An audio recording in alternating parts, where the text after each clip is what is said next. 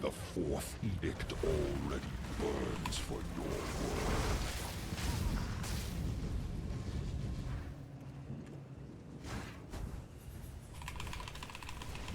world. I don't have any minions. I don't have any minions. Uh-oh. No, no, no, no. Minions! Oh, not again! Minions, minions, minions, minions, minions, minions, go. No! My god. Minions, get him. The soul must.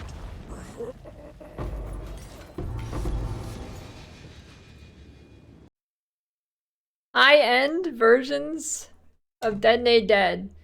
I've got two versions here. Got the 40 mil DPS Arbiter one-shot build. And the 500 plus Magic Find Detonate Dead build. And yes, it is the hardest difficulty of Arbiter. High level 83 or whatever it is. All the nodes clicked. And then this build, 500 plus Magic Find, could probably get it to over 700 if you really put in a lot of money. But I was running it at like 500-ish. I actually stopped at like 450, but I had like 5 open slots on my gear, so it would have been around 500. My gear, I wasn't using Venters, I was just using rare rings. My ingenuity wasn't super high rolled, so I think if you get everything like max rolled, probably can get close to 700. So the gear on the one-shot build, basically you're just getting as much mana as you can.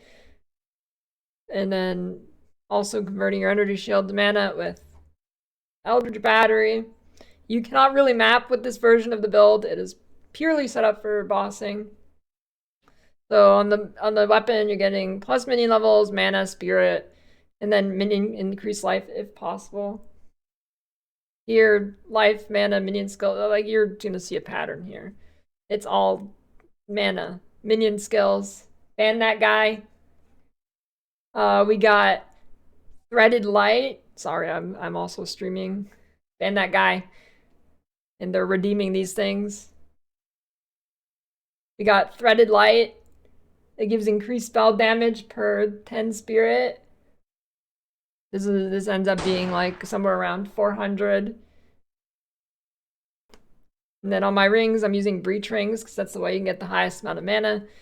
Because you can use 50 catalysts on it, and you get your mana up to pretty close to 300 per ring. Then you scale it with Ingenuity, getting a ton of mana.